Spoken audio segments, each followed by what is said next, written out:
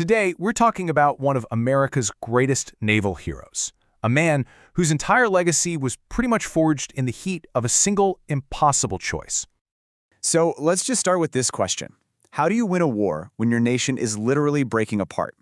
I mean, that was the terrifying reality for the United States back in 1861. The Civil War is raging, the Union's very existence is on the line.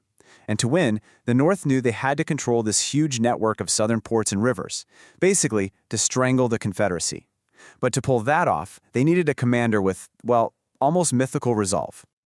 You see, the Union's strategy, it sounded pretty simple on paper, right? Blockade the coast, control the Mississippi. Easy. But this was not a job for just any skilled sailor. No way. This job demanded someone who could stare down cannons, massive forts, and, let's be real, his own fears, and not even flinch. The man they chose was, by all accounts, a pretty unlikely candidate. David Farragut.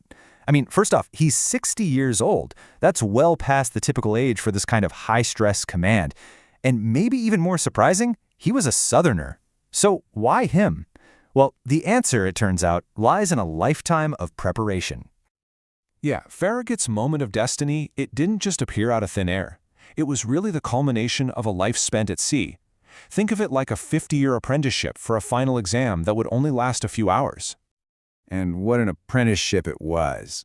I mean, just look at this. He was appointed a midshipman in 1811 at age 9. He fights in his first major battle at 12. While other kids are in school, he's learning the brutal calculus of naval warfare.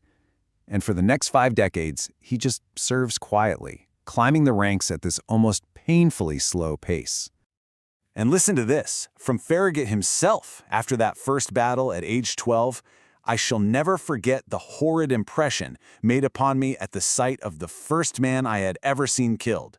They soon began to fall around me so fast that it all appeared like a dream." Wow. This quote really gets to the foundation of his character, doesn't it? This was no romantic adventure for him. At just 12 years old, he's facing the absolute horror of combat and learning how to function inside of it. That hardening would prove to be absolutely essential 50 years down the road.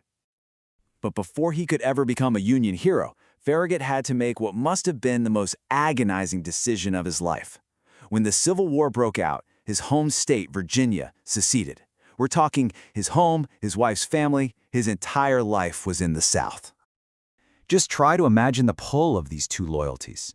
On one side, you've got your home. His was in Norfolk, Virginia. His wife's family, his kinsfolk, the land where he'd spent his adult life. But on the other side, the flag he'd served for 50 years, the oath he took to the U.S. Navy, his deep belief in the Union. He was completely caught between his past and his principles. So when that moment of truth finally came, there was just no hesitation. His decision was instant. It was absolute. He was told that a man with his Unionist feelings couldn't live in Norfolk, and his reply was simply, "Very well, I can live somewhere else." And that night, he left his home forever. That's it. In that simple, stark reply, he chose his nation, packed his bags, and headed north that very night. All right, so it's that unwavering decisiveness that brings us to his most famous moment, the one he's remembered for, August 5th, 1864. The target, Mobile Bay, Alabama. It's one of the last major ports the Confederacy has left, and to take it, Farragut's fleet would have to sail right through a death trap.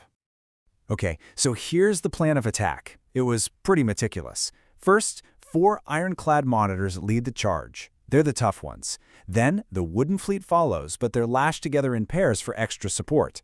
Step 3, they're going to race past the guns of Fort Morgan. And finally, they engage the Confederate fleet waiting inside the bay. It was a bold plan for sure, but it was a calculated risk.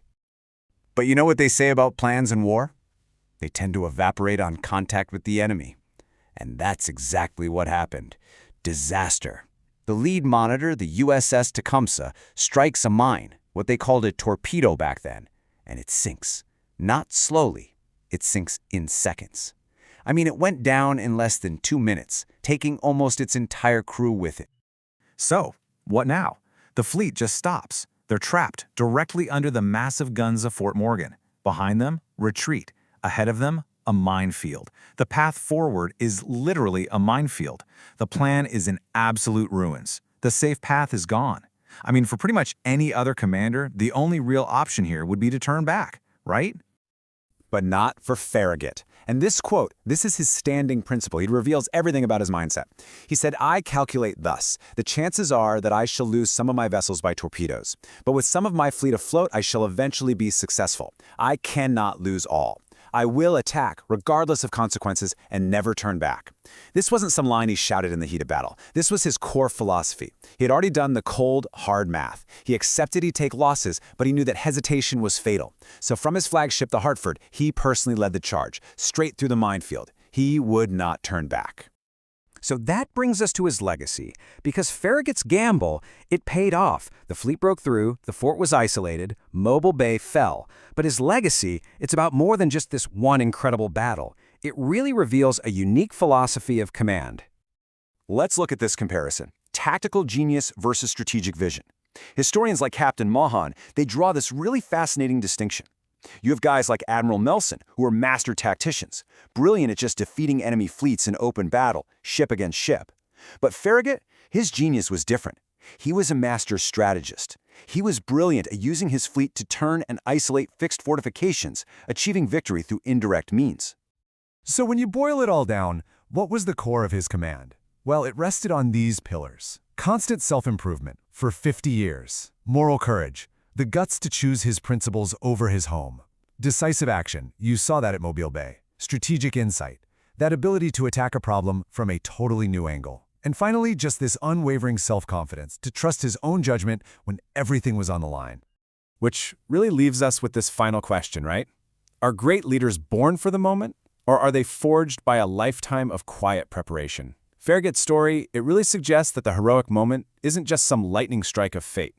It's the final, visible outcome of a lifetime spent honing your skills, clarifying your principles, and just preparing, quietly and patiently, for a test you might not even know is coming.